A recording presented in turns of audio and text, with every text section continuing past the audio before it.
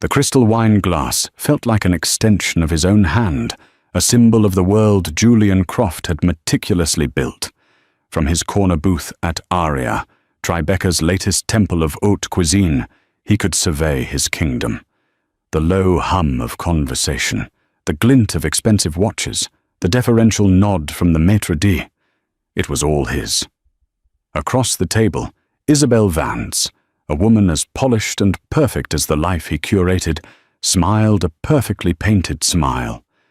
And then he saw her, behind the gleaming mahogany bar, a ghost from his past, her form unmistakably swollen with child. His ex-wife, Eleanor. His world didn't just tilt, it fractured. The air in Aurea was temperature-controlled to a precise 72 degrees, scented with hints of truffle oil and old money. For Julian Croft, CEO of Croft Holdings, it was the atmosphere of victory. He had just closed the landmark Sterling Vanguard merger, a deal that would cement his legacy on Wall Street before his 35th birthday. Isabel, his girlfriend of 6 months, was the perfect accessory for the celebration.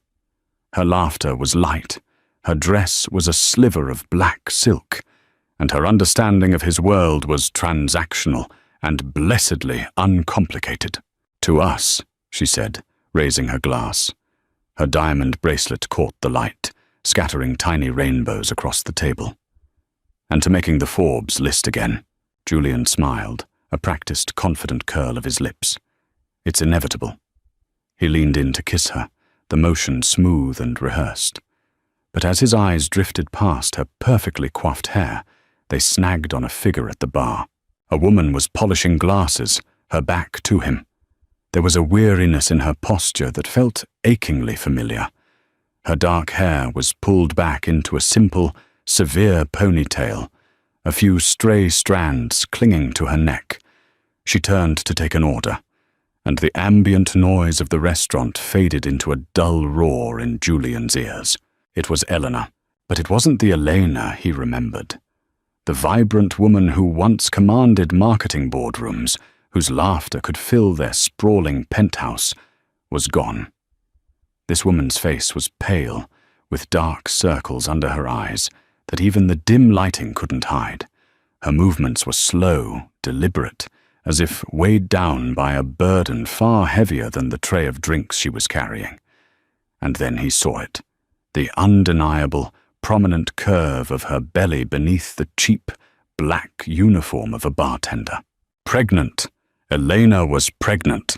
The wine turned to acid in his stomach. A cold sweat prickled his neck. The timeline scrambled in his head. They had been divorced for 10 months, a clean, brutal break he had orchestrated with the efficiency of a corporate takeover. He had his lawyers draft an ironclad NDA and a settlement he knew her pride would never let her accept. She had walked away with nothing but her clothes and a shattered heart, just as he'd intended. He had wanted a clean slate. "Julian, are you all right?" Isabel's voice cut through the fog. "You look like you've seen a ghost." He had, a ghost of his own making. He watched, frozen as Eleanor carefully handed a drink to a customer, her hand slightly trembling. She winced, a fleeting spasm of pain crossing her face as she pressed a hand to the small of her back. The sight was a physical blow, knocking the air from his lungs. The woman who had once worn Chanel to charity galas was now serving cocktails to men like him, carrying his child while he toasted his success with his new lover. The power imbalance he had so carefully cultivated during their marriage suddenly felt grotesque. He had called her weak for wanting a career, then belittled her for being a housewife. He had demanded she be his beautiful, silent partner, and when her spirit refused to break, he had discarded her. I need some air," he managed to say, his voice strained. He stood up abruptly, knocking his chair slightly. Isabel's perfectly arched eyebrows rose in surprise. "Is everything okay?" He couldn't answer. His gaze was locked on Eleanor, who had finally, inevitably, looked up and scanned the room. For a horrifying second, their eyes met across the expanse of linen and crystal. Recognition dawned in her eyes, followed by a wave of such profound pain and raw fury that it felt like she had screamed his name. She quickly turned away, her shoulders rigid, but it was too late. The mask was off. His world, so meticulously constructed, so impenetrably secure, was collapsing in on him. And as he stood there, paralyzed in the center of his perfect life, Isabel followed his gaze, her sharp eyes landing on the pregnant bartender. She looked from Eleanor back to Julian's ashen face, and the cool, transactional understanding in her expression began to curdle into something else entirely. Contempt. Julian didn't wait for the valet. He strode out of Aria's gilded doors and into the cool autumn night, the sounds of the city, a jarring cacophony. He circled the block, his mind racing, before positioning himself in the shadows of the service alley behind the restaurant. He had to talk to her. He had to fix this. That was what he did. He identified problems, a market downturn, a hostile board, a pregnant ex-wife serving drinks, and he applied resources until they were solved. The metal door creaked open 20 minutes later, and Eleanor emerged, carrying a bag of trash. The harsh fluorescent light from the kitchen spilled out behind her, illuminating her exhausted face. She looked smaller than he remembered, swallowed by the darkness of the alley. "Elena," he said, stepping out of the shadows. She flinched, dropping the bag. It split on the grimy pavement, spilling coffee grounds and lemon peels. Her hand flew to her stomach, a protective, instinctual gesture. Her eyes, when they met his, were not just angry. They were deadened, as if looking at a stranger she had no energy left to hate. "What do you want, Julian?" Her voice was flat, devoid of the warmth it once held. "I saw you in there," he began, his own voice sounding hollow. "Working. You're pregnant?" A bitter, humorless laugh escaped her lips. "Your powers of observation are astounding as ever. Go back to your girlfriend and your champagne." She bent down stiffly to clean up the mess. "Don't," he said, moving forward. "I'll get it. We need to talk. This is unacceptable." "Unacceptable?" She straightened up, her eyes flashing with a spark of the old fire. "What's unacceptable, Julian? That your carefully curated world was disrupted for a moment. That you had to see the consequence of your actions. The mess you left behind." "I'll give you money," he said, the words tasting like ash. It was his default solution, the universal solvent for all of life's unpleasantries. "Whatever you need. A check. Set up a trust for the baby." "You don't have to do this." He gestured vaguely at the restaurant, at her uniform, at the entire scene. Her reaction was not what he expected. She didn't cry or scream. She looked at him with a chilling sort of pity. "You still don't get it, do you?" she whispered, the sound swallowed by the alley's echoes. "You think money is the answer to everything. You think you can write a check and absolve yourself." She took a step closer, and for the first time, he saw the true depth of her exhaustion, the bruising around her soul. "Let me tell you what you did, Julian. Not the cheating. That was just a symptom. You hollowed me out. You convinced me my ambitions in marketing were cute, but ultimately unimportant compared to your empire. You isolated me from my friends because they weren't on our level. You criticized the way I dressed, the way I spoke, the way I laughed, until I started to see myself through your disgusted eyes. Each word was a precise, surgical cut. He remembered it all, scoffing at her proposal for a campaign she was proud of, telling her that her college friend was boorish, complaining that her laughter was too loud at a black tie event.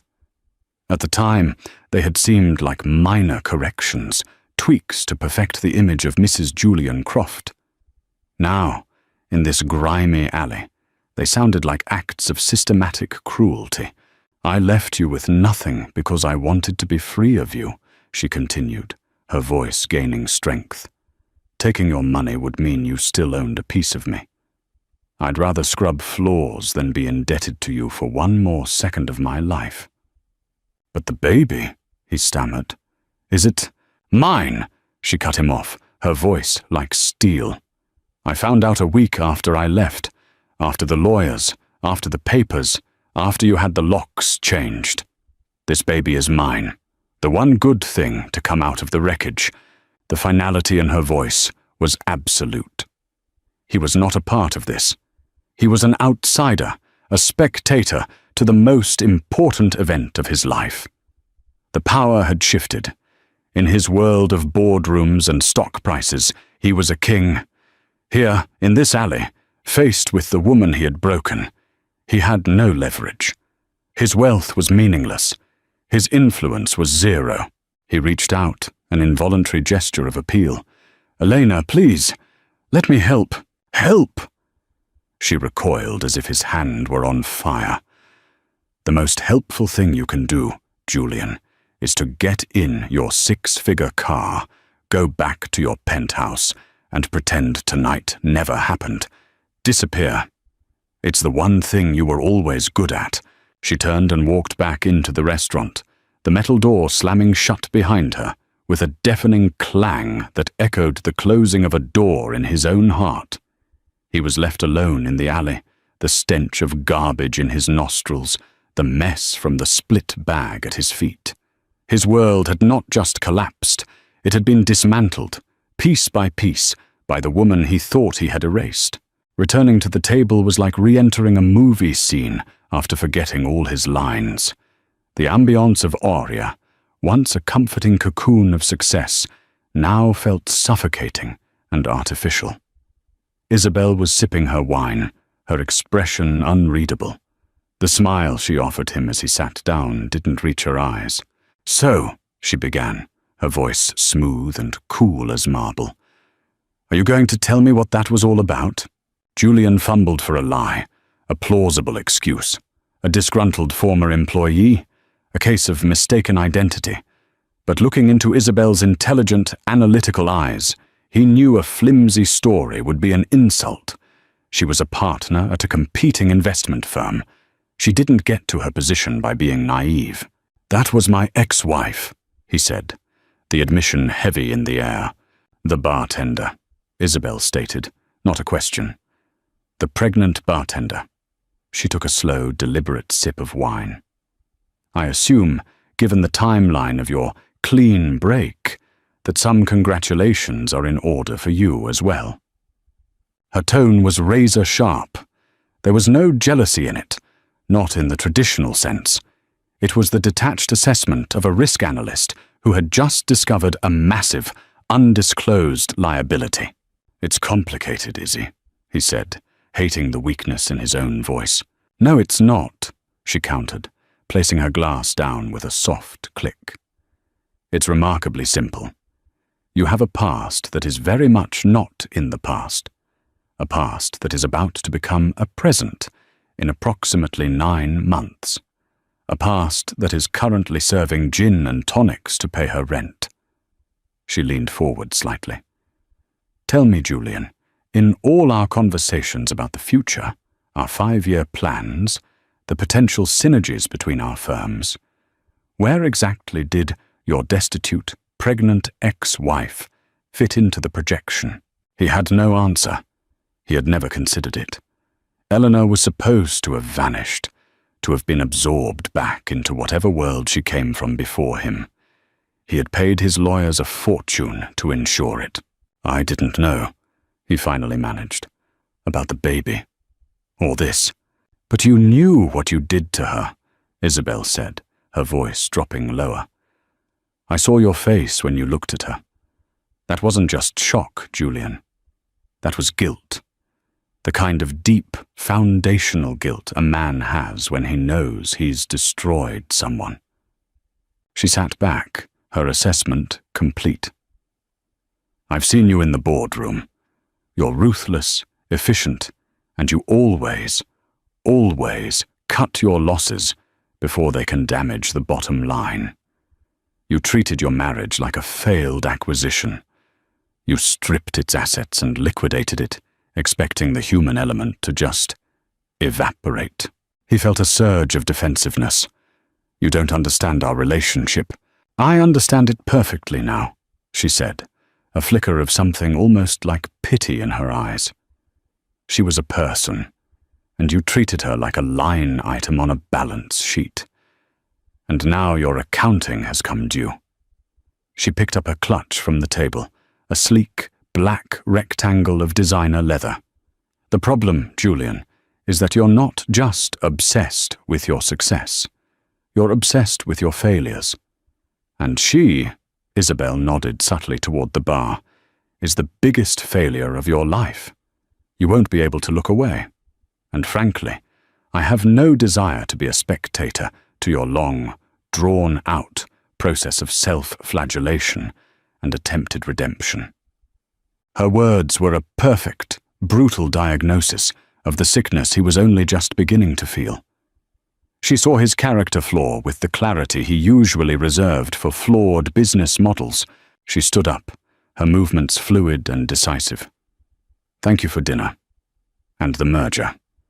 My firm will send a celebratory gift basket. It was a cold, corporate dismissal. Good luck with your situation. She walked away without a backward glance, a portrait of self-possession and calculated detachment. She was everything he thought he wanted, a woman who understood his world, who wouldn't burden him with messy emotions. And she had just left him because she recognized that the mess he had made was too toxic even for her. Julian sat alone at the table, surrounded by the remnants of a victory feast. The mirror he held up to himself had always reflected a titan, a winner, a master of the universe. But Isabel and the ghost in the alley had just shown him the truth.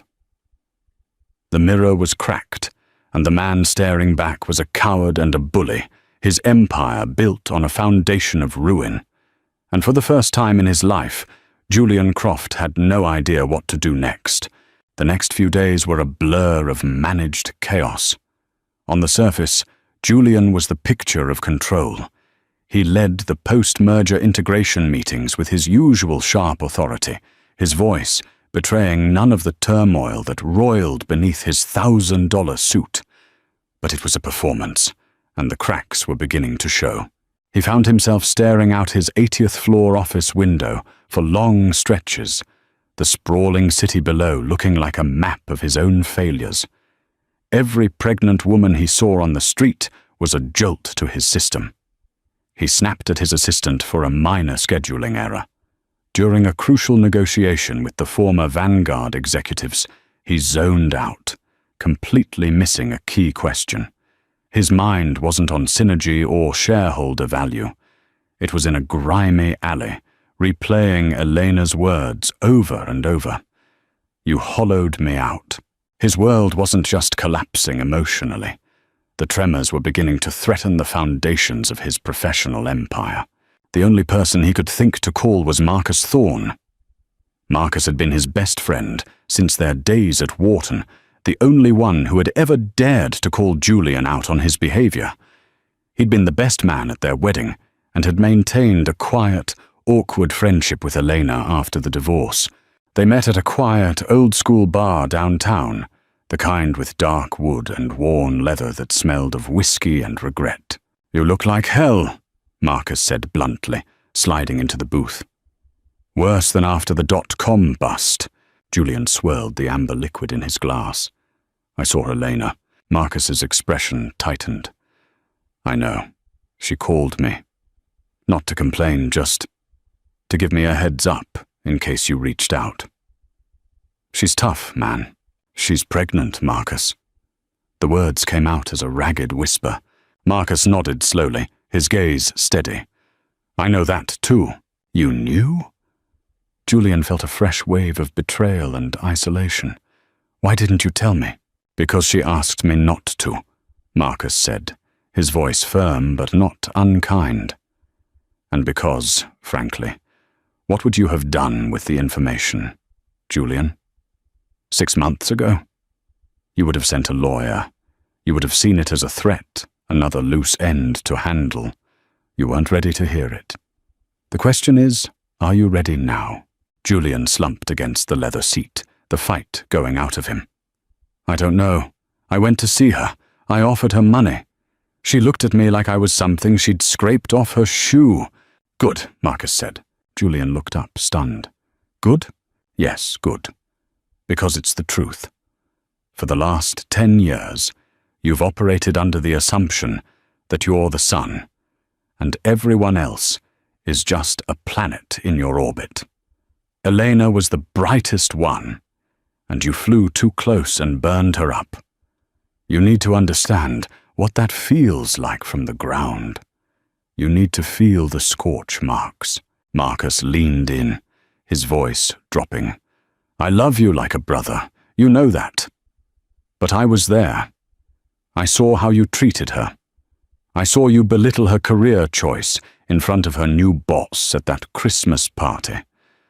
I saw you leave her standing on the street in the rain because you were angry she was 5 minutes late. I saw you become someone I barely recognized, and I didn't say enough. That's on me. But this is your chance to actually see it for yourself. The memories, refracted through his friend's eyes, were even more damning.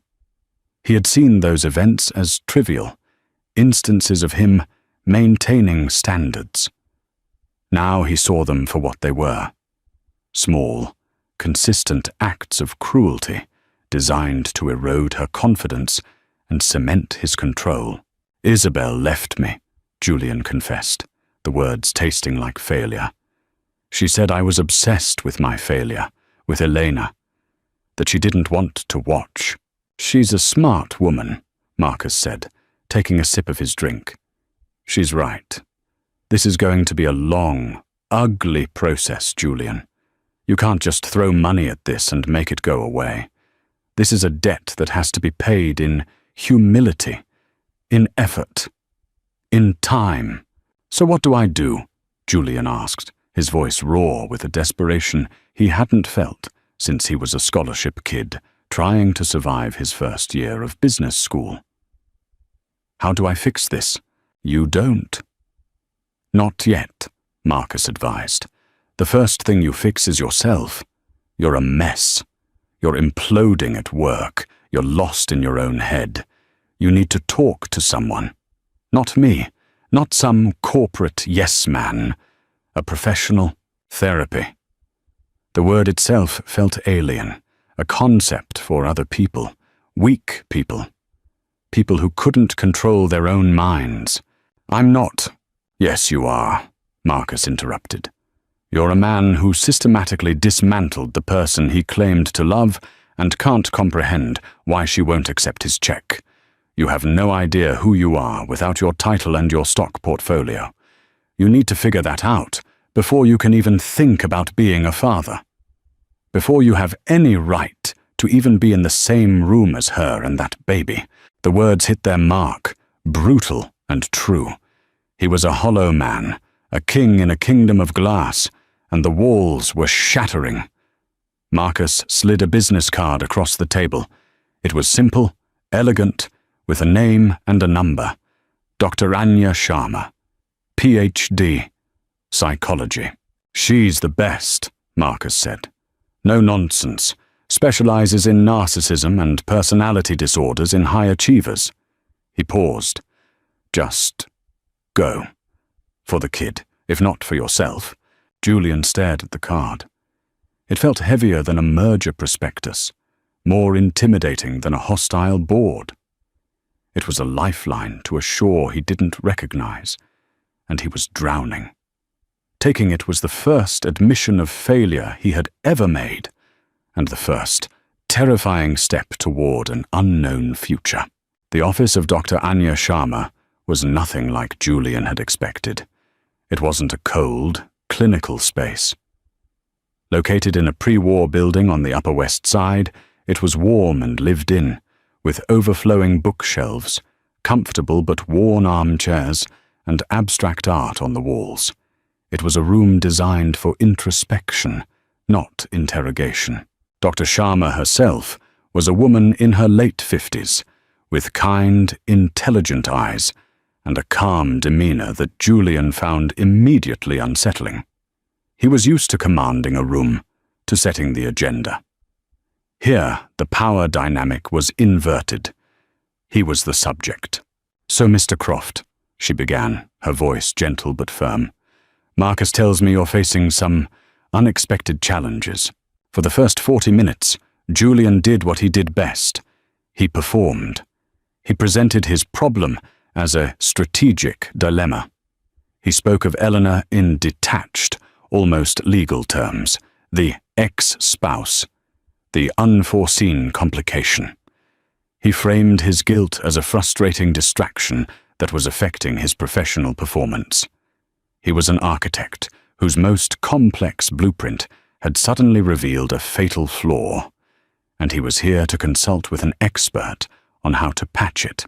Dr. Sharma listened patiently, her hands clasped in her lap. She didn't interrupt, didn't challenge. She just let him talk, let him spin his narrative of control and inconvenience. When he finally wound down, feeling he had adequately framed the situation, she leaned forward slightly.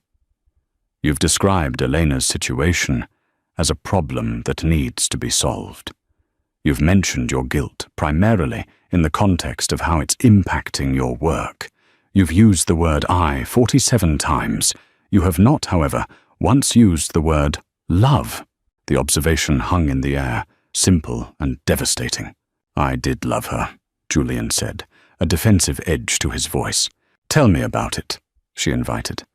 "Not the wedding in the Hamptons or the trips to Monaco. Tell me about a small moment. A moment you felt it." His mind went blank. He tried to grasp a memory, but they were all colored by the grand gestures, the public displays. He remembered buying her a Cartier necklace after a fight, leasing a convertible for her birthday. But those were transactions, payments for peace. He couldn't recall a simple, quiet moment of connection. His memory was an archive of his own largesse, not of their shared intimacy. I can't," he admitted, the words feeling like stones in his mouth. "That's a more honest answer than the one you were preparing," Dr. Sharma said softly. "Let's talk about the man who belittled his wife's career. Why did her ambition bother you, Julian?" "I wanted her to be happy," he said, falling back on his old justifications. "To relax. She didn't need to work." "Or did her success threaten to exist outside of your control?" she countered. "If she had her own career, her own victories, she wouldn't be solely reliant on you for her sense of self-worth. Was that the fear? That she might build something for herself that you didn't own?" It was like a key turning in a lock he hadn't known was there. He remembered the sharp pang of something, jealousy, annoyance, when she had won a major industry award for a campaign she designed. He had praised her in public, but in private, he had subtly undermined it, calling it a niche achievement. He hadn't wanted a partner, he had wanted a beautiful subsidiary. Over the next few sessions, Dr. Sharma patiently and relentlessly dismantled his defenses. She made him confront specific memories, not as the hero of his own story, but as the antagonist in Eleanor's. They talked about his childhood, his relentless drive to escape the poverty of his upbringing, and how that drive had morphed into a pathological need for control over every aspect of his life. His beautiful wife, his perfect home, his soaring career, they weren't sources of joy, but assets in a portfolio designed to prove his worth. The process was brutal. There were sessions where he left feeling angry and raw, convinced it was a waste of time. There were others where he sat in his car afterward, a profound and hollow emptiness washing over him as he confronted the man he had become. The real breakthrough came during a discussion about his impending fatherhood. "What kind of father do you want to be?" Dr. Sharma asked. "A good one," he answered automatically. "I want to provide for him. Give him everything I never had." "You are already in a position to provide financially," she pointed out. "That's the easy part for you. What will you teach him about how to treat people? About how to love a woman? What example will you set?" The question floored him. He imagined a teenage son, his son, looking at him and asking about his mother. What would he say? "I broke her spirit because it was inconvenient for me. I let her struggle alone while I dined at fine restaurants." The thought of his son seeing him through Elena's eyes, seeing the selfish, cruel man he had been, was unbearable. It was a shame so profound it felt like a physical illness. For the first time in that office, Julian Croft broke. The carefully constructed dam of his pride and arrogance crumbled, and he wept. Not for his collapsing career or his lost girlfriend, but for the man he had failed to be, for the woman he had hurt beyond measure, and for the child who deserved a father far better than the man he currently was. It wasn't a solution or an absolution. It was a beginning, a painful, terrifying, and necessary demolition of the self. The therapy sessions were demolition. The work that followed was reconstruction, brick by painful brick. Julian learned that true atonement wasn't a grand gesture. It wasn't about showing up on Eleanor's doorstep with a check for $1 million and a rehearsed apology. That was the old Julian's way, an attempt to buy forgiveness, to control the narrative.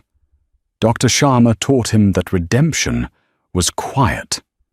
It was in the small, consistent actions that expected nothing in return. He started by giving her the one thing she had asked for: space. He resisted every impulse to call, to text, to force a confrontation. Instead, he began to learn about her life from a distance, using a private investigator not to spy, but to understand. The reports he received were a daily testament to her quiet strength and his own past cruelty. He learned she lived in a small, third-floor walk-up in Astoria, Queens.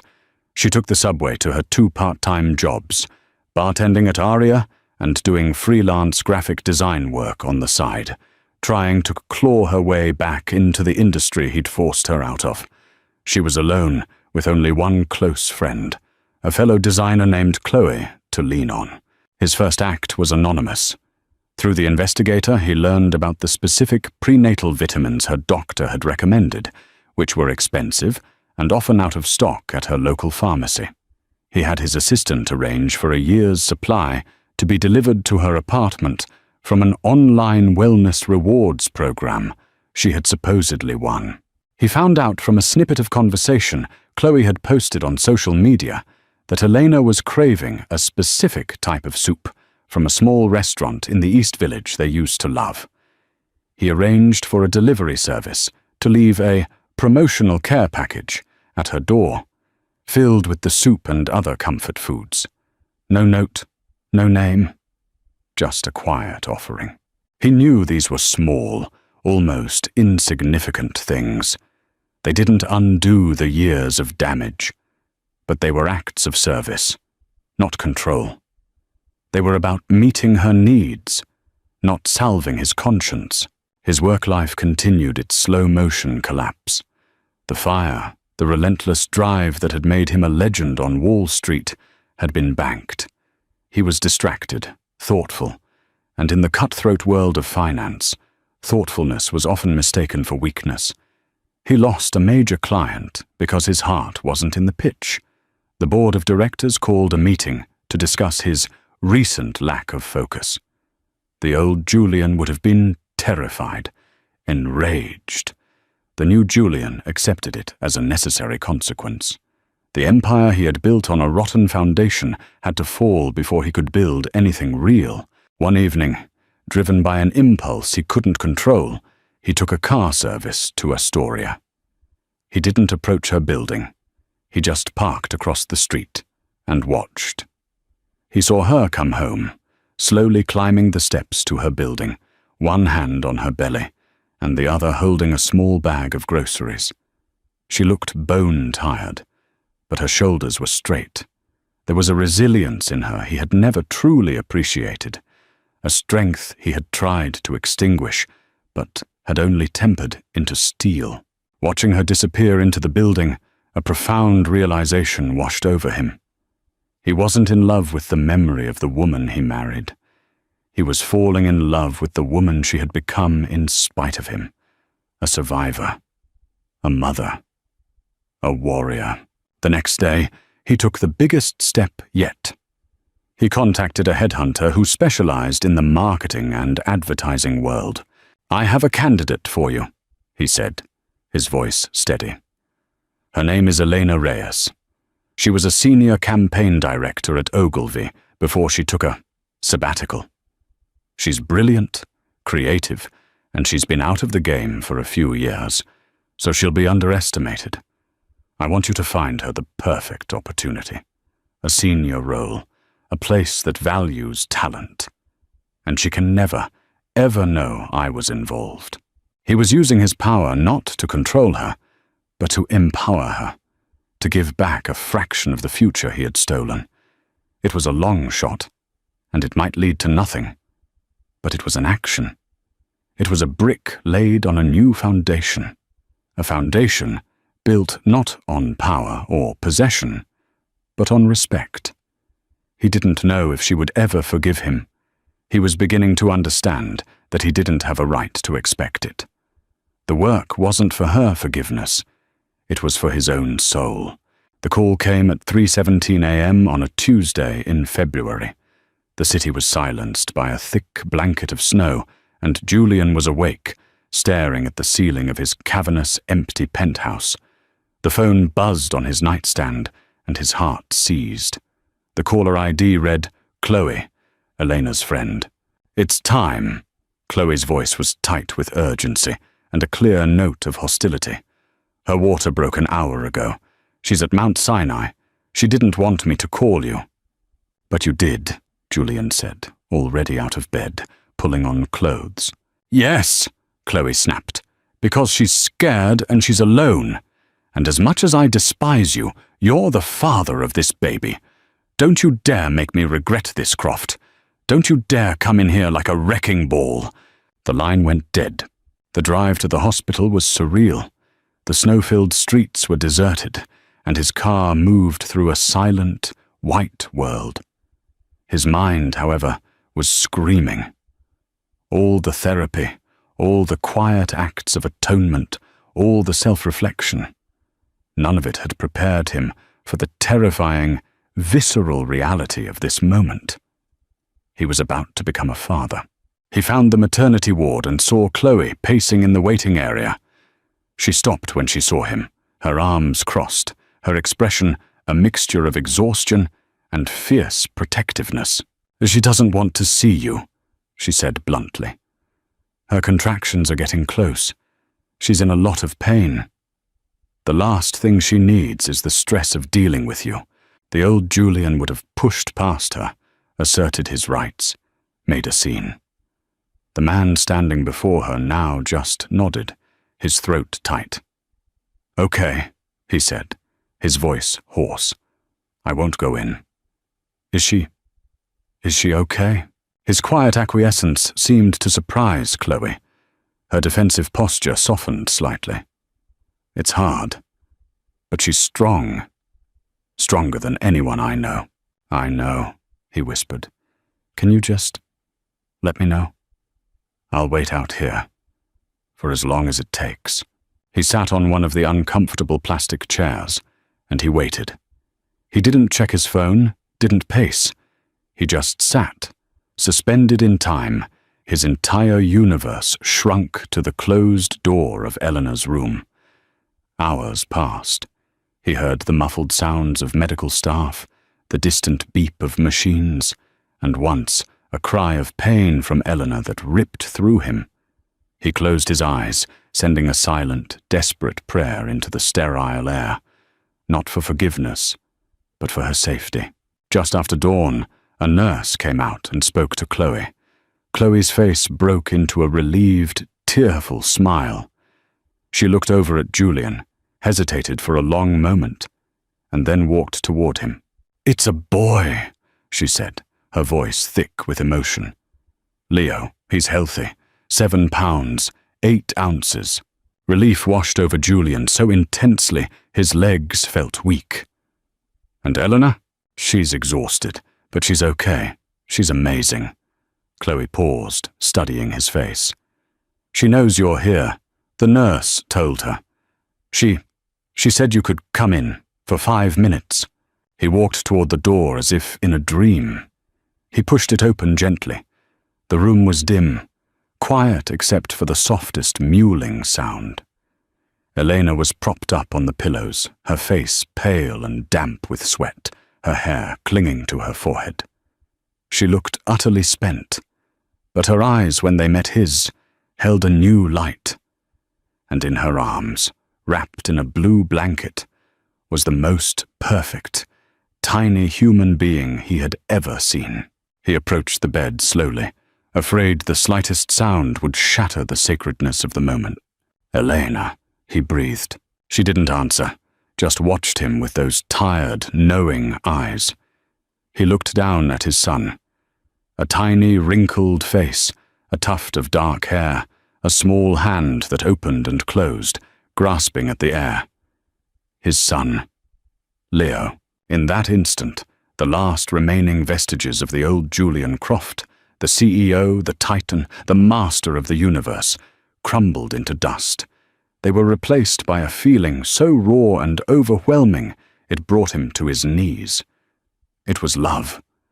A pure, unconditional, terrifying love for this tiny life, and a wave of profound, gut-wrenching remorse and admiration for the incredible woman who had brought him into the world. Tears streamed down his face, silent and unchecked. He didn't try to wipe them away. "I'm sorry," he choked out, the words finally stripped of all artifice, all strategy. They were just the plain, unvarnished truth. "Elena, for everything. I am so, so sorry." She watched him for a long moment, her expression unreadable. Then she shifted slightly, making a small space on the edge of the bed. It wasn't a pardon. It wasn't absolution. But it was an invitation to step out of the cold and into the fragile, terrifying, beautiful light of his new world. Bringing a child into the world together didn't magically erase the past. The months that followed Leo's birth were a delicate, complicated dance of co-parenting. Forgiveness wasn't a destination they arrived at in the hospital room. It was a long, unpaved road. They had to choose to walk down every single day, and it was filled with obstacles. Julian learned the language of humility. He didn't try to take over. He showed up. He showed up for the 2 a.m. feedings at her small Astoria apartment, not with a nanny, but with coffee for her and a willingness to learn how to change a diaper. He was clumsy at first, his large hands fumbling with the tiny clothes, but he was persistent. He sat on her second-hand sofa and rocked his son to sleep while she got a few precious hours of rest. There were moments of friction, echoes of their old dynamic. Once, he instinctively criticized the brand of formula she was using, suggesting a more expensive, better one. The look of hurt and anger in her eyes was immediate. "Don't do that, Julian," she said, her voice quiet but firm. "Don't fix my choices. We are not married. You are not my boss. You are Leo's father." That's it. He recoiled as if slapped. The old Julian would have argued, defended his position. The new Julian just nodded and said, "You're right. I'm sorry." And he never did it again. He saw her not just as Leo's mother, but as Eleanor again. He saw the fatigue, but also the fire reigniting in her eyes. The headhunter he'd contacted had come through, an up-and-coming digital advertising agency, intrigued by her old portfolio and the recruiter's glowing recommendation, offered her a project-based role. It was a step down from where she'd been, but it was a foot back in the door. He watched her prepare for her first presentation, spreading her notes out on her small kitchen table, a baby monitor beside her. He saw the familiar spark of creative genius, the passion he had tried to extinguish. "You're going to be incredible," he told her, and he meant it. On the day of the presentation, he insisted on taking Leo for the entire day. He didn't hire help. He took his son to his own penthouse, a place that now felt sterile and wrong, and he cared for him. He fed him, played with him, and walked him for hours in Central Park, feeling the strange, curious stares of people who recognized the infamous CEO awkwardly trying to soothe a crying baby. It felt more real and more important than any billion-dollar merger. Elena came back that evening, her face flushed with excitement. "I got it," she said, a brilliant, genuine smile lighting up her face. "They offered me a permanent position, senior strategist." "I knew it," he said, handing the sleeping baby to her. There was never any doubt. That night, as he was about to leave, she stopped him at the door. "Julian," she said, her tone serious. "Chloe told me about the vitamins, the soup deliveries. She did some digging." "Was that you?" He couldn't lie. He simply nodded.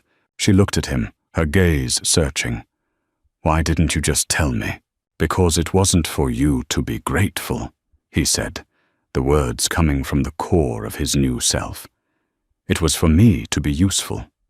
You asked for space, and I needed to respect that. But I also needed to care for you, even if you didn't know it." It was a turning point. She didn't say, "I forgive you," but a layer of the wall between them came down. She started to occasionally accept his offers of help. He helped her find a new, larger apartment in a safer building, framing it as a necessity for Leo. He didn't pay for it, but he co-signed the lease, using his financial standing to open a door for her that her own salary couldn't yet. He also had to face her family. He flew to Chicago and sat in her parents' living room, a place he had once dismissed as suburban, and he apologized. He apologized to her father for his arrogance, and to her mother for the pain he had caused their daughter. He didn't make excuses. He just owned his failures. They were skeptical, but his sincerity and the clear, profound love he had for their grandson began to slowly, painstakingly, win them over. It was a slow, arduous process of rebuilding trust, not with grand gestures, but with the quiet consistency of a man who finally understood that love wasn't about ownership. It was about showing up, day after day, and doing the work. 5 years later, the scene is not a glitzy restaurant or a sterile penthouse. It's a sun-drenched backyard in a quiet New Jersey suburb. The air is filled with the scent of cut grass and the sound of children's laughter. Leo, now a boisterous 5-year-old with his father's eyes and his mother's smile, is chasing a soccer ball with a group of friends. It's his birthday party. Elena, now a partner at her agency and one of the most respected names in her field, moves through the party with an easy, confident grace. She's talking to other parents, her laughter full and uninhibited.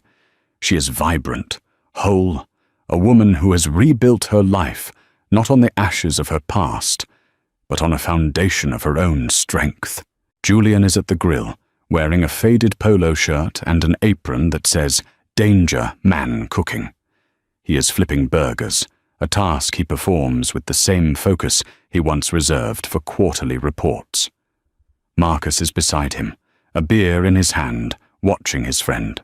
"If you'd told me 10 years ago that Julian Croft's biggest concern on a Saturday would be nailing the perfect medium rare for a bunch of 5-year-olds, I'd have had you committed," Marcus says with a laugh. Julian smiles, a genuine, relaxed smile that reaches his eyes. Things change. He sold his company 3 years ago. He walked away from the cutthroat world of high finance, realizing he no longer had the stomach or the desire for it. He now runs a small venture capital fund that invests exclusively in businesses founded by women and underrepresented entrepreneurs. He uses his power not to build his own monument, but to help others lay their foundations. He and Elena are not the same couple they once were. The old relationship, built on a toxic dynamic of power and control, is dead and buried. This new one, which they started building a year ago, cautiously and with their eyes wide open, is a partnership of equals. It's built on shared laughter during late-night talks, on mutual respect for each other's careers, and on the unbreakable bond forged in the trenches of parenting. It's quieter, stronger, and infinitely more real. Later, as the party winds down, Julian finds Elena sitting on the porch swing, watching Leo play. He sits down beside her, their shoulders brushing. "He's happy," she says softly. "We're all happy," Julian replies, his voice filled with a gratitude that is now a permanent part of him. He looks at this incredible woman beside him, at the family they have built not by forgetting the past, but by learning from it. He knows his redemption is not a single act, but a lifelong commitment. A commitment to being the man his son believes him to be, and the man Elena deserves. He reaches out and takes her hand, their fingers lacing together naturally. It's a simple, quiet gesture, not an act of possession, but a promise of presence, a promise that he is finally, truly, home. The journey from a broken past to a healed future is never a straight line. Julian's story is a powerful reminder that our lowest moments don't have to define us.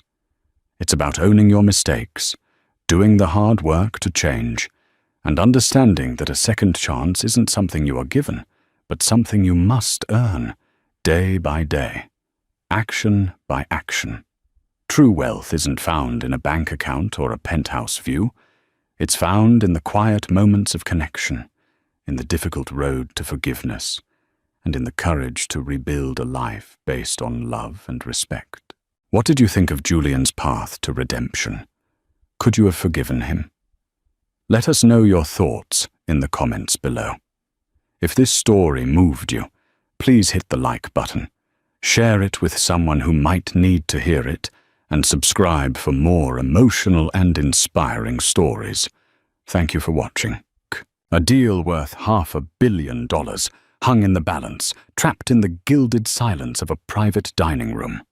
On one side of the table sat two of the most ruthless executives in the tech industry. On the other, an enigmatic Japanese millionaire, Ilara Vance, who refused to speak a single word of English. They saw her silence as weakness, her foreign words as nonsense. They smirked, they whispered, they belittled her, confident in their superiority. They believed they were in complete control. What they didn't know was that their every sneer and every lie was being watched by the one person in the room. They never even noticed the waitress. The air in the private dining room of Aurelia, one of downtown Manhattan's most exclusive restaurants, was thick enough to be cut with the sterling silver knives laid on the table. It was an atmosphere of forced patience, a palpable tension simmering beneath a veneer of corporate civility. The room was a statement in itself. Walls paneled with dark, polished mahogany. A crystal chandelier that dripped light onto the table like frozen tears, and a single vast window offering a godlike view of the sprawling city lights below. On one side of the expansive table sat Richard Sterling and Marcus Thorne. Richard, the CEO of Sterling Innovations, was a man in his late 50s with a mane of silver hair that looked meticulously sculpted and a smile that never quite reached his cold, calculating blue eyes. He exuded an aura of old money and unshakable power. Beside him, his vice president of acquisitions, Marcus, was a younger, sleeker version of the same predator. His suit was sharper, his smile wider, but his eyes held the same hungry glint. They were here to close the deal of a lifetime, the acquisition of Vance Robotics, a Japanese firm at the forefront of bio-integrative AI. And on the other side of the table was the reason for their anxiety. Elara Vance. She was not what they had expected. Her name, Vance, was from a brief, long-ago marriage to an American academic, but her entire being was a portrait of Japanese grace and austerity. She was perhaps in her late 60s, her posture ramrod straight, her silver-streaked hair pulled back in a simple, elegant knot. She wore a modest, dark silk dress, unadorned with any jewelry, save for a simple jade ring. Her face, a mask of calm impassivity, gave away nothing. Accompanying her was her trusted aide, a younger man named David Chen, who sat slightly behind her, his expression a perfect mirror of his employer's stoicism. The problem began the moment she arrived. After the initial greetings, facilitated by David, Elara Vance had spoken. But her words were not the crisp, accented English they were prepared for. They were Japanese, soft, melodic, and utterly incomprehensible to Richard and Marcus. "Mr. Sterling, Ms. Vance is pleased to be here and appreciates you hosting this dinner." David had translated his own English impeccable. Richard had forced a laugh. Of course, a pleasure. Please tell her we are honored." As the appetizers were served, a delicate arrangement of seared scallops and yuzu foam, Richard tried again. "Ms. Vance, your work in neural interfacing is simply revolutionary. We believe that combined with our global distribution network, we can change the world." He paused, beaming, waiting for the translation. David leaned in, murmured to Elara in Japanese, and she responded with a short, quiet phrase. David turned back. "Ms. Vance understands the potential synergies." The conversation, if it could be called that, continued in this stilted, frustrating manner for nearly an hour. Richard and Marcus would deliver a paragraph of enthusiastic corporate flattery, which David would condense into a whisper, receiving a one-sentence reply that he would then translate back. It was like trying to play tennis with a brick wall. Marcus was losing his patience. He leaned towards Richard, cupping his hand to his mouth in a poor attempt at subtlety. "What is this, Richard? Is this some kind of power play? Forcing us to go through him for everything she's making us beg?" Richard's smile was tight, a mask of professionalism cracking at the edges. "Stay calm, Marcus. This is how they do business. It's about respect hierarchy. Just play the game. The prize is worth $500 million. But it felt like more than a game. Elara Vance's eyes, dark and intelligent, seemed to follow their every move. She rarely looked at David when he translated, but instead watched them, her gaze unwavering. It was unnerving. She would occasionally say something directly to them, a stream of Japanese that sounded like a question, her head tilted slightly. Each time they would look at David with panicked helplessness. "She asks if you enjoyed your recent holiday in the Caribbean, Mr. Sterling." David would translate, his face unreadable. Richard would blink, caught off guard. "Oh. Yes, it was wonderful, very relaxing. How did she—" "And she notes that your company's stock fell 2 points this afternoon after the quarterly projections were leaked, Mr. Thorne." David would continue relaying another of Elara's soft-spoken observations. Marcus's face would pale slightly. They were being dissected, analyzed, and the woman holding the scalpel was speaking a language that rendered them completely powerless. Their frustration was curdling into a dangerous mix of anger and arrogance. They were the titans of industry here, not her. This was their city, their restaurant, their deal, and they were being made to feel like fools. Chloe adjusted the crisp white apron around her waist, her movements practiced and silent as she moved along the periphery of the private dining room. She was a ghost in this opulent world, trained to be invisible. Her job was to anticipate needs before they were spoken to, refill a water glass the moment it dipped below halfway, to clear a plate with the stealth of a cat, to exist as a pair of hands, not a person. But Chloe was a watcher. It was how she survived not just the grueling shifts at Aurelia, but life. She noticed the slight tremor in Marcus Thorne's hand as he reached for his wine, a sign of agitation he was trying to suppress. She saw the way Richard Sterling's affable smile was a thin, brittle shell over a chasm of impatience. Most of all, she watched Elara Vance. To Richard and Marcus, the woman was an obstacle, a bizarre, foreign enigma. To Chloe, she was something else entirely. She was familiar. Chloe had grown up in Kyoto. Her father was a cultural attaché at the American Embassy, a quiet academic who had fallen in love with the country and raised his daughter there for 15 years. She had attended a local Japanese school, her days filled with the rigorous cadence of the language her friendships forged in its nuances. Japanese wasn't just a second language to her.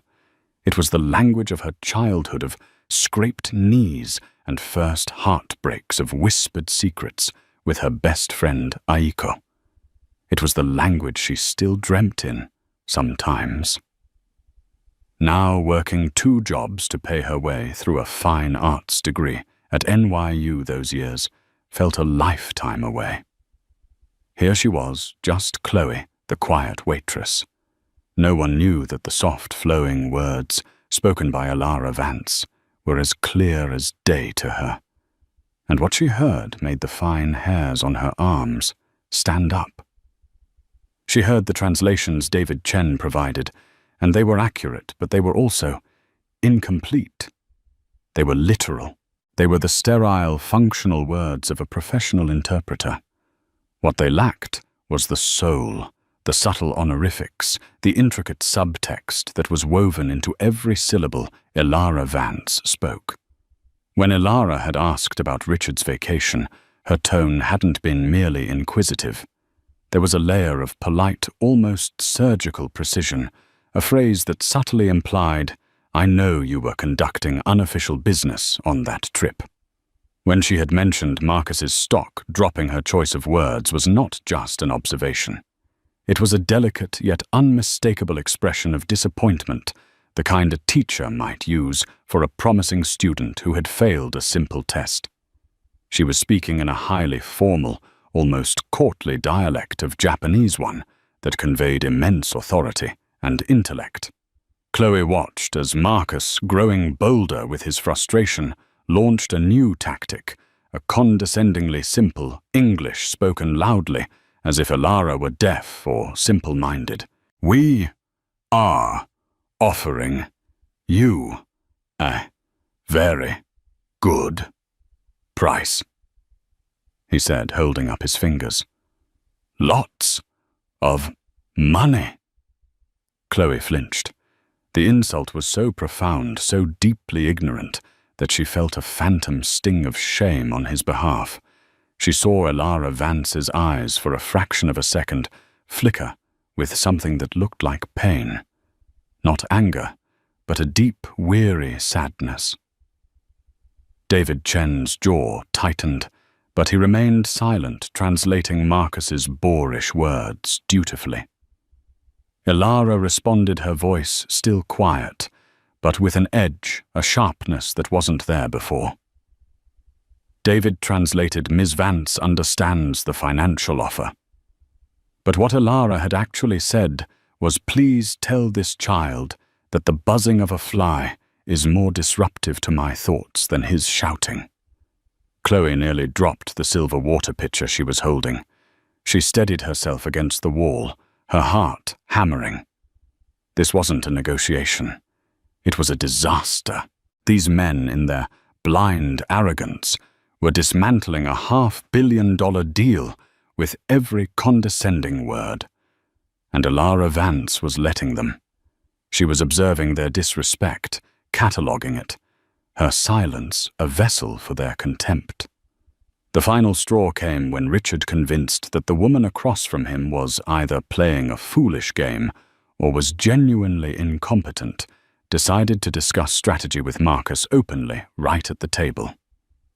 "Look, this is going nowhere," Richard muttered, leaning across the table as if Alara and David were merely furniture.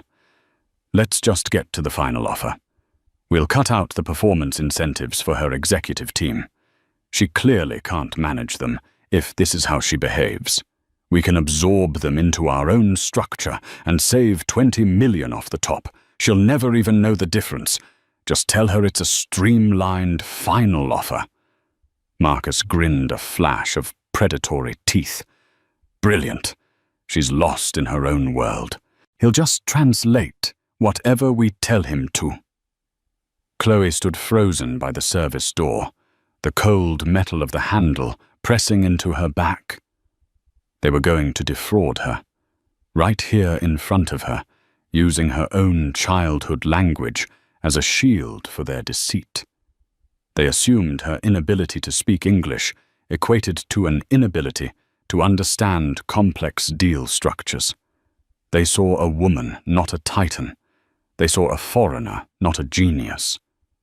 And in that moment, Chloe felt the 15 years in Kyoto rise up in her. She remembered her father teaching her that silence in Japan could be a sign of respect, of deep thought, of strength. It was not a vacuum to be filled with noise and arrogance. She looked at Alara Vance's face, at the profound, lonely intelligence in her eyes. It was the same look she'd seen in her own grandmother's eyes, after her grandfather passed away, a woman surrounded by people who only saw her as a frail widow, not the pillar of strength she was. Her manager's voice echoed in her head. "You are invisible, Chloe. Do not speak to the guests unless spoken to. Ever." It was the cardinal rule. Breaking it meant instant dismissal. It meant rent wouldn't get paid. It meant her dream of finishing her degree would evaporate. But then she heard Alara Vance speak again, her voice almost a whisper. And this time it was not directed at the men. It was a soft, forlorn murmur almost to herself. "Is there no one here who sees—" Chloe's decision was made. Her job, her future, they felt small compared to the colossal injustice unfolding in this gilded cage. She pushed off the door, smoothed her apron, and walked toward the table, her heart a frantic drum against her ribs. As Chloe approached the table, the world seemed to slow down. Each step on the plush Persian rug was a deliberate act of defiance. The clinking of cutlery, the low hum of the city outside, everything faded into a muted background buzz. All that mattered were the four figures at the table locked in their tableau of misunderstanding and deceit. Richard and Marcus didn't even notice her at first. They were too busy smirking at each other, confident in their scheme. David Chen's head was bowed slightly, a portrait of resignation. Only Alara Vance's eyes lifted to meet Chloe's. For a fleeting second, Chloe saw a flicker of surprise in them, a momentary crack in the serene facade. Chloe stopped not beside Richard or Marcus, but at a respectful distance from Alara's side of the table. She took a slow, deep breath, the sterile, air-conditioned air, feeling thin in her lungs. This was it. She bowed. Not a deferential servant's nod, but a deep, formal bow from the waist, the kind she hadn't performed in years. It was a bow of profound respect, one reserved for an elder, a teacher, a person of immense status. The gesture was so unexpected, it sliced through the room's tension. Richard and Marcus stopped talking, their heads snapping in her direction. "What the hell is this?" Marcus muttered, a sneer twisting his lips. "Can we get some more wine here? Or—" His voice trailed off as Chloe straightened up, looked directly at Elara Vance, and spoke. Her Japanese was flawless. It was the Kyoto dialect of her youth, formal, humble, and clear as a temple bell. "Vance-sama." She began using the highest form of address, one that bordered on reverence. "Forgive my unforgivable impudence. I am but a humble servant here. However, to stand by and witness this discourtesy is a stain upon this house and my own honor. If you would permit me, I can help." The silence that followed was absolute. It was a stunned, deafening void. Richard and Marcus stared at her, their mouths literally agape. It was as if a piece of furniture had suddenly recited Shakespeare. This girl, the one who had been silently refilling their water, who they hadn't given a second glance, was speaking the very language that had been their wall of frustration all evening. David Chen's head shot up, his eyes wide with disbelief. He looked from Chloe to Elara, his professional composure completely shattered for the first time. But the most profound reaction came from Elara Vance herself. The impassive mask she had worn all night crumbled. Her eyes, which had held a universe of lonely wisdom, welled up with sudden glistening tears. Her lips parted slightly, and a small, choked sound escaped her. It was a sound of immense, soul-shattering relief.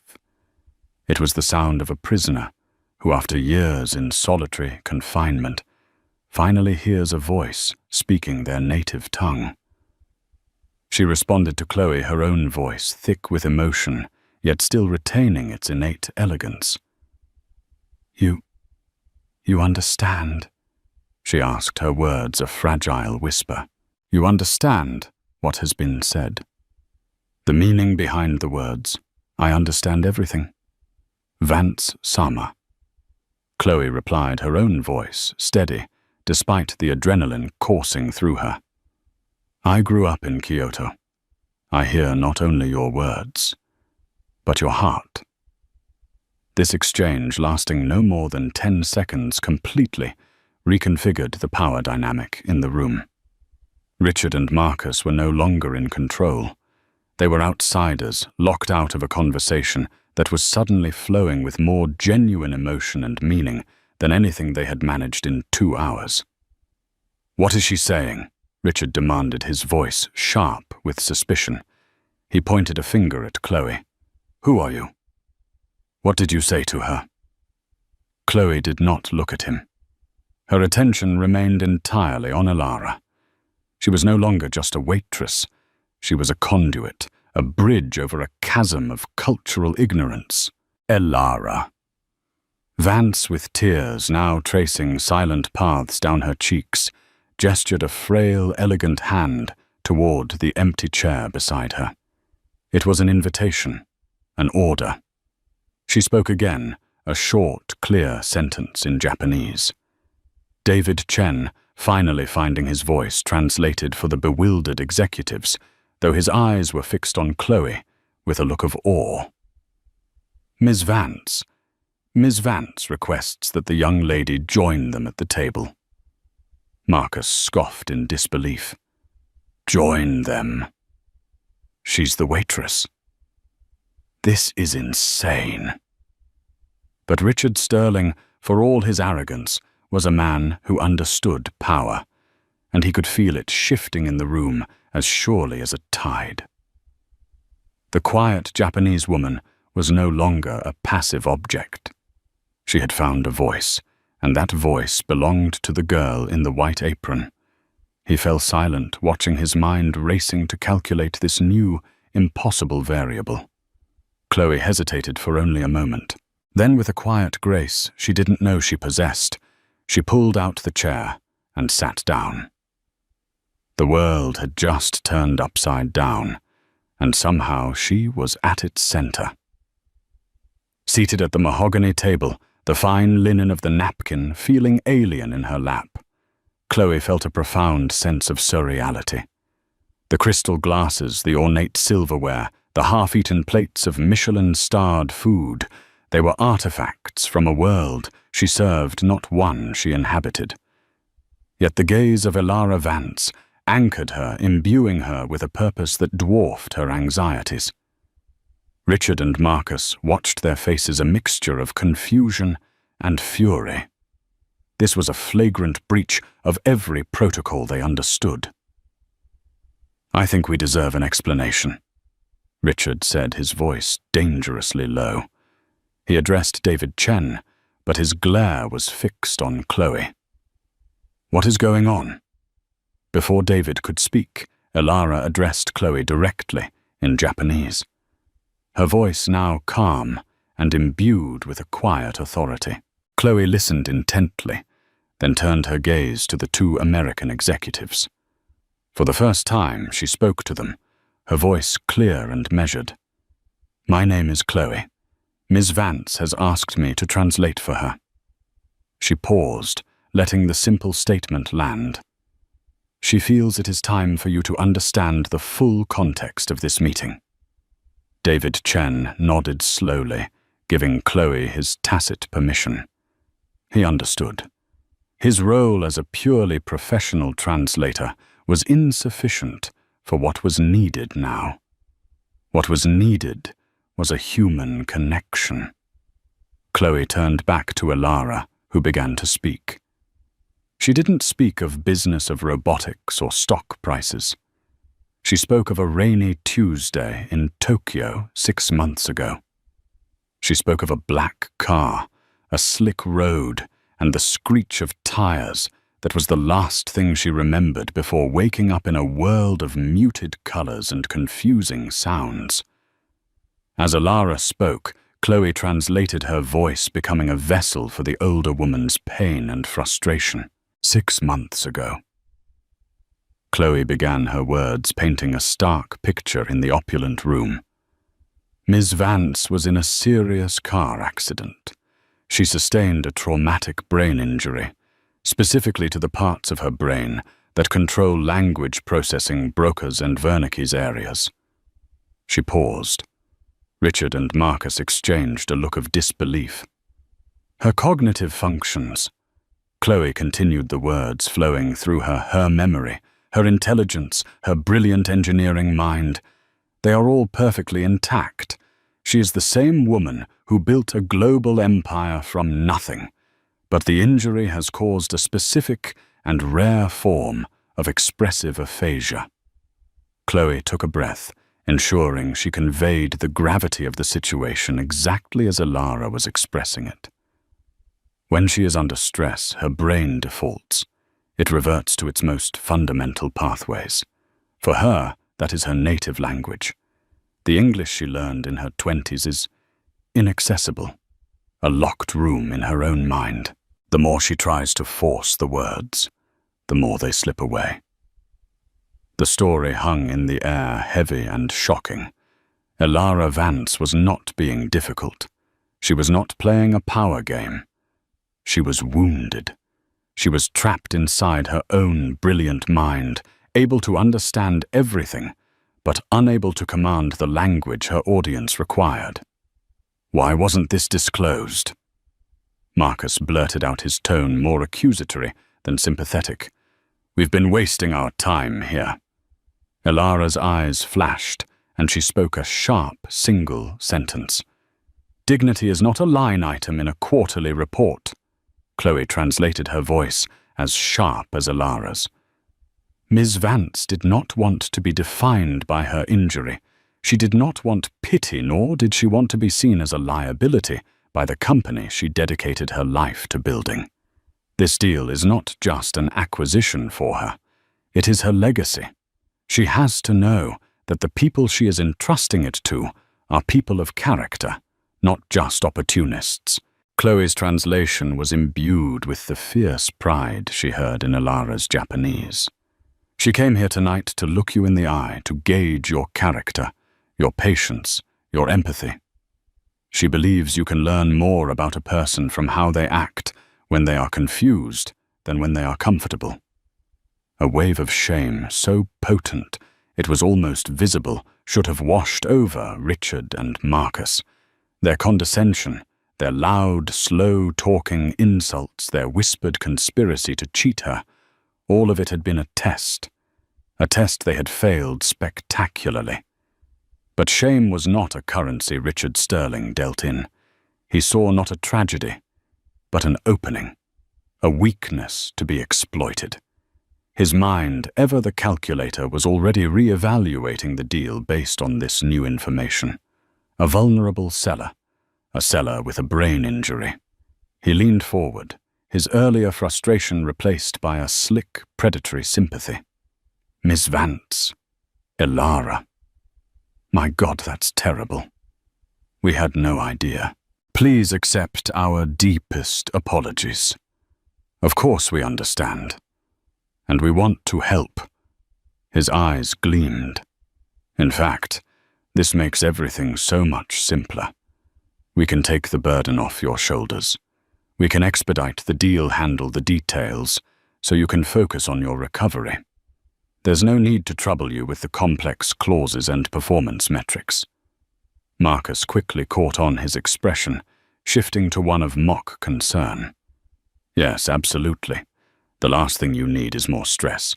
We can sign a letter of intent tonight, a simple one, just to get the ball rolling, for your own good. Chloe felt a chill creep up her spine as she translated their words. She relayed the meaning, the sympathetic tone, but she also saw the truth behind their eyes. They were sharks that had just scented blood in the water. They weren't seeing a person to be respected. They were seeing a target to be taken down. Ilara Vance listened to the translation, her face unreadable once more. She then looked at Chloe, and in her eyes, Chloe saw a flicker of the same weary disappointment she had seen earlier. The test was not over. In fact, it had just entered its most dangerous phase. The dinner was no longer a dinner. It was a battlefield, and Chloe, the waitress, was now standing on the front line, armed with nothing but her understanding of 2 languages and a growing sense of dread. The air, which had briefly cleared with the honesty of Ilara's confession, was now thick with a new kind of poison predatory opportunism. Richard slid a leather-bound folder from his briefcase and placed it in the center of the table. It landed with a soft, definitive thud. This is our revised offer, he announced, his voice smooth as silk. It's simplified, much more straightforward. It accelerates the payout and places the operational transition entirely in our hands. It's a turnkey solution designed for your peace of mind, Ilara. He was using her first name now. The false intimacy was nauseating. Chloe felt a knot of anxiety tighten in her stomach. She was a fine art student. She knew about Renaissance painters and modernist sculpture, not leveraged buyouts and equity transfers. But she had to try. She had to be more than a mouthpiece. Ilara gestured for Chloe to examine the document. As Chloe picked it up, she felt the weight of it. The cold, smooth paper filled with dense, legalistic text. She began to read the key clauses aloud to Ilara in Japanese, her voice slow and careful. As she did, she could feel Richard and Marcus watching her, their patience already wearing thin. Clause 7b, Richard interrupted, is a standard indemnity clause, just legal boilerplate. We can skip that. Section 12, Marcus added, just outlines the redundancy protocols for her executive team. It's really just a formality. They were trying to direct her to control the flow of information, but as Chloe read, certain phrases snagged her attention. She had spent enough late nights helping her diplomat father proofread documents to recognize the scent of deliberately obtuse language. "One moment," Chloe said, holding up a hand. She looked at Alara and switched to Japanese. "Vance Sama." They are glossing over these sections, but the language here is evasive. Clause 7b is not a standard indemnity clause. It appears to give their company unilateral power to renegotiate all of Vance Robotics' existing intellectual property licenses after the merger. They could sell off your core patents. Alara's eyes narrowed almost imperceptibly. She gave a slight nod for Chloe to continue. "And Section 12. Chloe went on, her heart pounding, "is not about redundancy. It's a non-compete clause, but it is written so broadly that it would not only prevent your top executives from working elsewhere, it would effectively prevent you personally from engaging in any related technological endeavors for a period of 10 years. They are trying to buy not just your company, but your future." Chloe was no longer just translating. She was analyzing. She was protecting. With every sentence she decoded, she felt a surge of adrenaline. The two powerful men at the table suddenly seemed smaller, their expensive suits and confident smiles, nothing more than cheap camouflage for their greed. Richard was becoming agitated. "What's the hold-up? What are you telling her?" "Just tell her it's a standard agreement." Chloe met his glare, her own expression unyielding. "I am ensuring Ms. Vance understands the full and precise meaning of every clause, Mr. Sterling. As you can appreciate, clarity is paramount in a deal of this magnitude." Her formal corporate language coming from a waitress seemed to stun him into momentary silence. Alara then posed a question in Japanese, her tone deceptively light. Chloe translated. "Ms. Vance is curious about the revised valuation of the company's R&D division. The initial offer had it pegged at $100 million. In this new document, that figure appears to be absent, folded into a general assets category." Marcus waved a dismissive hand. "It's a clerical simplification. The overall number is what matters. It's all in there, don't worry." Alara spoke again, her words soft, but carrying the weight of steel. Chloe's translation was precise. "Vance Sama says that in her experience, when a number of that size becomes silent, it is rarely for clerical reasons. She asks you to point to the exact line item where the value of her life's research is accounted for." A bead of sweat trickled down Marcus Thorne's temple. He and Richard began flipping through their copies of the document, a frantic rustling sound that filled the room. They were flustered. They had assumed their opponent was incapacitated, that the translator was a simple tool. They had never expected such surgical, informed questioning. They had never expected Chloe. Alara Vance sat back in her chair, a picture of absolute calm. She took a delicate sip of her tea. For the first time all evening, a tiny, almost imperceptible whistle touched the corners of her lips. She was not the wounded animal they had perceived. She was a hunter, and she had just watched her prey walk confidently into a trap of their own making. Chloe realized with a jolt that Alara's questions weren't just for information. She already knew the answers. She understood the contract perfectly. The aphasia affected her ability to speak English, not to read it.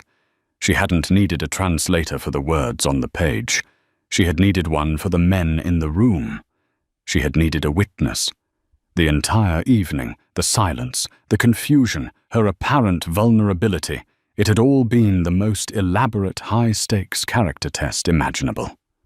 And now it was time for the final exam. The atmosphere in the room had transformed. The cloying scent of predatory confidence had been replaced by the acrid smell of panic. Richard and Marcus were whispering furiously to each other, their heads bent over the contract, unable to find the justification they needed. Their carefully constructed facade of control was crumbling into dust. Elara Vance watched them for a long moment, her expression unreadable. Then she looked at Chloe and began to speak. Her Japanese was different now. The soft, formal tones were gone, replaced by a voice that was crisp, commanding, and utterly resolute. It was the voice of a CEO, a leader, a woman who had bent the male-dominated world of technology to her will. Chloe listened, her eyes wide. The instructions were specific, the message devastatingly clear.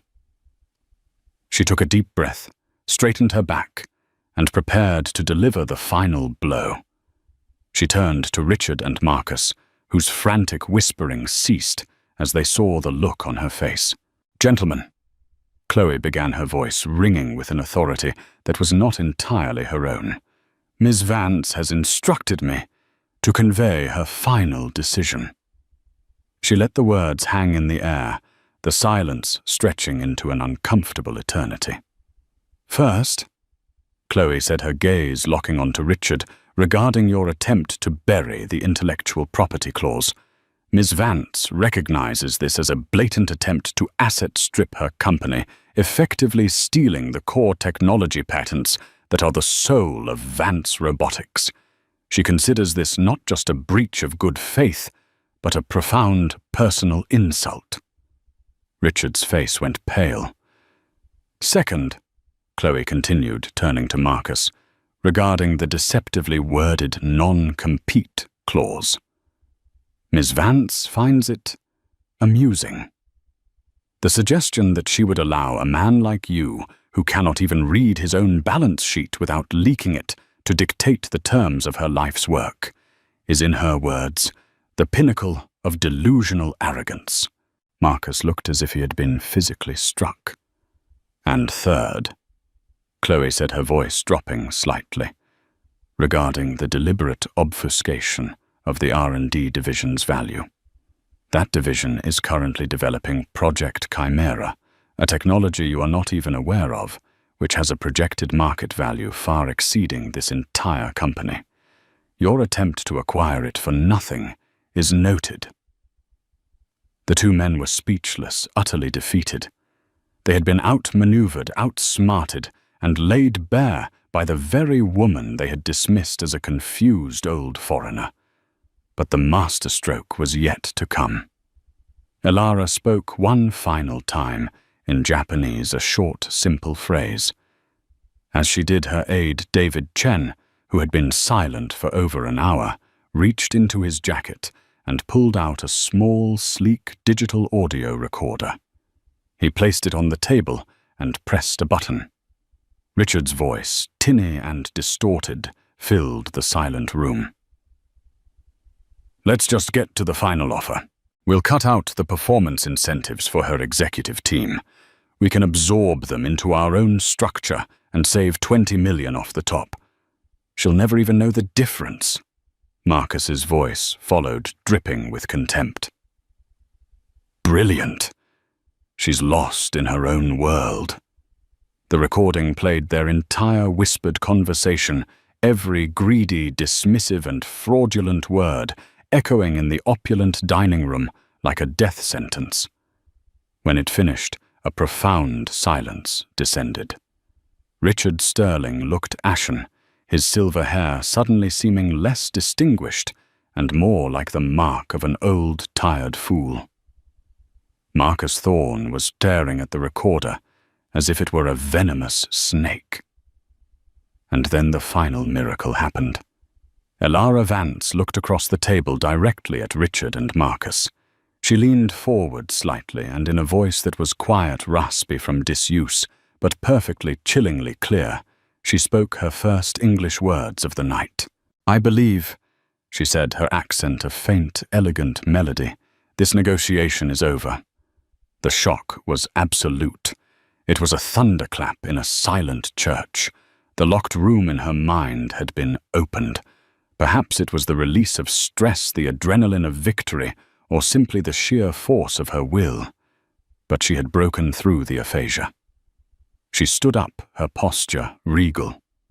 David Chen held her chair. She gave a slight, almost imperceptible nod to Chloe, a gesture of immense gratitude and shared victory. Then, without another glance at the two ruined men, she turned and walked out of the room, leaving behind the wreckage of a $500 million deal and two careers that were for all intents and purposes finished. The sound of the door clicking shut was the loudest noise Chloe had ever heard. Of course, here is a rewritten and significantly expanded version of Part 7, delving deeper into the emotional and psychological aftermath for Chloe, drawing out the tension and making the life-changing offer a more detailed and profound moment. Chloe stood alone in the private dining room, a ghost in a gilded cage that had suddenly become a tomb. The silence left in Ilara Vance's wake was not peaceful. It was a physical presence, a high-pitched ringing in her ears that was the sound of her life teetering on a knife's edge. The rich scent of roasted duck and truffle oil now seemed cloying and decadent, the smell of a world she had just violated. Richard and Marcus had vanished, like apparitions, their panicked retreat, leaving behind a tangible aura of disgrace. They had left everything, briefcases agape, pens, and the fraudulent contract sitting squarely in the center of the table, a monument to their greed. The adrenaline that had sharpened her senses and steadied her voice began its cruel retreat, leaving a cold, trembling weakness in its place. She reached out and touched the back of the mahogany chair she had sat in the wood, still warm. It was the only thing that felt real. Had that all just happened? Had she? Chloe, a fine arts student who supplemented her ramen noodle diet by serving canapes to the 1% just committed career suicide in the most spectacular fashion imaginable.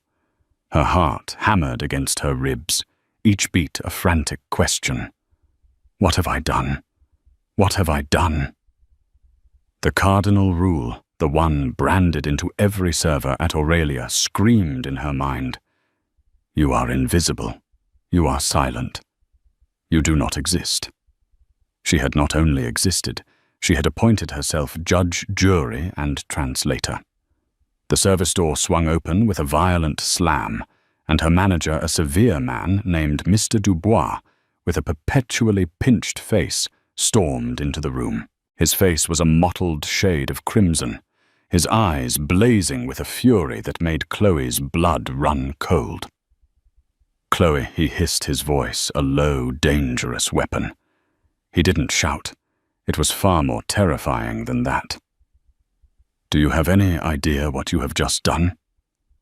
Chloe stood frozen, her hands clasped behind her back in a posture of ingrained servitude. Mr. Dubois, I can explain. Explain. He let out a short, incredulous laugh that had no humor in it. Explain what? How you decided to abandon your post. How you took it upon yourself to sit down. Sit down with a guest in the middle of a private dinner. I have Richard Sterling's chief of staff on the phone, screaming so loud I'm surprised the crystal in here hasn't shattered. He's threatening to sue not just you, but this entire restaurant for breach of privacy, for unprofessional conduct, for God knows what else. He advanced on her, his steps menacing on the plush carpet. Our reputation is built on discretion, on silent, perfect service. And you, in 10 minutes, have potentially destroyed it. You are fired, of course. That is a given. But I assure you, you will be so blacklisted in this city, you won't be able to get a job washing dishes in a back-alley diner. Pack your things. Get out of my sight. Each word was a nail being hammered into the coffin of her precarious life in New York. Her tuition payment was due in 3 weeks. Her rent was already late. The dream of one day curating a gallery of a life surrounded by art and beauty dissolved into a terrifying vision of eviction notices and crushing debt. She had acted on principle, on a deep-seated sense of justice, and this was her reward: ruin. As Chloe opened her mouth to speak, though she had no words to offer, the dining room door opened again, this time with a soft, deliberate click. David Chen stood on the threshold, his presence instantly commanding the space. His suit was immaculate, his expression utterly calm, but his eyes held a cold fire that made Mr. Dubois's theatrical rage look childish. "I believe you are mistaken," David said, his voice quiet, yet carrying an authority that sliced through the manager's tirade. He took a step into the room, his gaze fixed on Mr. Dubois. Miss Chloe was not acting on her own accord. She was acting on a direct and explicit request from my employer, Ms. Elara Vance. Mr. Dubois blinked, his momentum broken. "What?" "That's impossible. She was providing a service that neither you nor your esteemed guests were equipped to offer clarity and respect." David continued, his tone unwavering. He took another step, and the manager instinctively took one back. The power dynamic had been redrawn in an instant. "As for Mr. Sterling, I would advise him to be very careful about making threats. We have a recording of him and Mr. Thorne conspiring to commit wire fraud and contractual deception. My next call is to our legal team.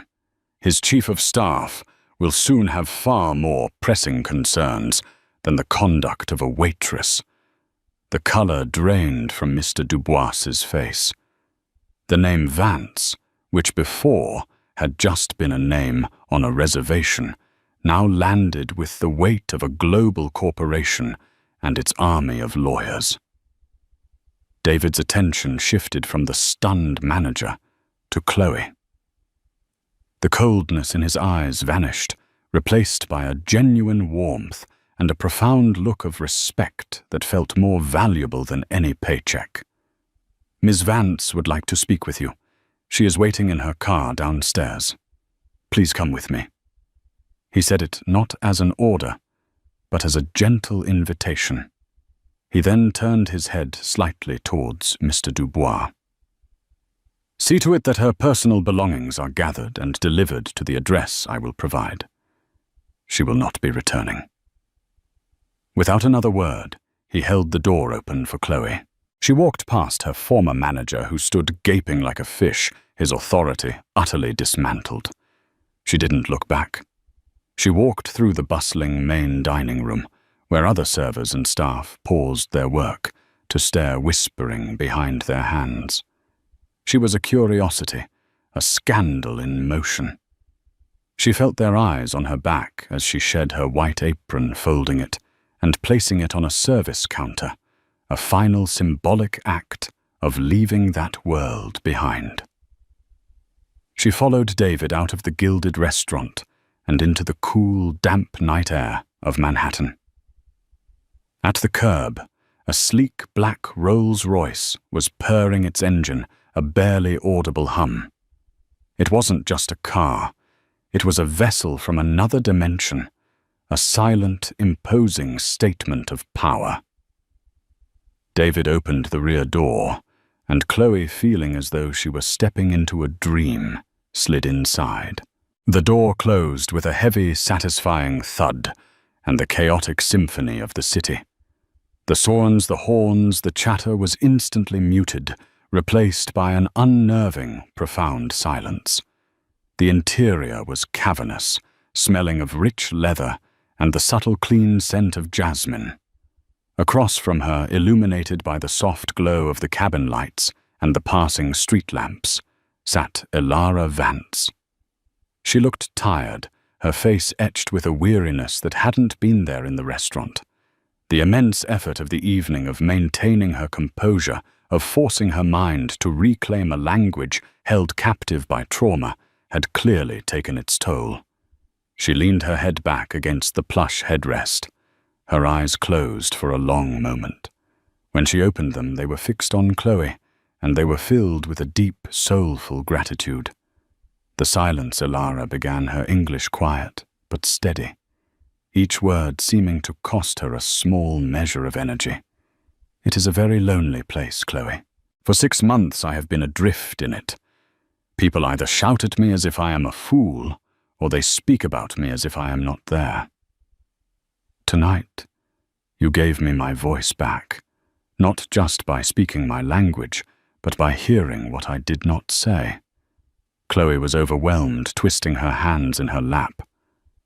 I don't know what to say, Ms. Vance. I thought I was going to be fired. I was terrified. I grew up in Kyoto. My father was a diplomat, and to hear them the way they spoke to you, the disrespect, I couldn't just stand there. Elara's lips curved into a soft, genuine smile. I know. I saw it in your eyes, long before you approached the table. I saw you flinch when Mr. Thorne shouted. I saw your jaw tighten when Mr. Sterling began his conspiracy. I was watching them, but I was also watching you. She leaned forward, her intensity filling the small space. The accident changed everything for me. It showed me how quickly the world can turn on you. The moment they sense a weakness, the sharks begin to circle. My company, the legacy I have built for 40 years, is vulnerable. I need to find a successor, a partner, someone to protect it. But how can I trust anyone's motives now? Everyone who approaches me sees either a victim to be pitied or an opportunity to be exploited. The world I have found is full of Richards and Marcuses. Chloe listened, captivated, understanding that this was more than just an explanation. It was an unveiling of the woman behind the myth. I find myself in need of a person of rare character. Elara continued, her gaze unwavering. This is not a job offer for a translator. It is an offer for a new path. I need someone on my personal staff who understands nuance, who values integrity over ambition. Someone who can be my eyes and ears, who can sit in a room and see not just what is being said, but what is being felt. I need someone to be my integrity check. She let the words settle, giving Chloe a moment to absorb them. I have a foundation, Elara said, her voice filled with a new passion. The Vance Foundation for Arts and Innovation. It funds 2 things that I believe are the pillars of the future: brilliant female engineers and daring young artists. It is my true legacy.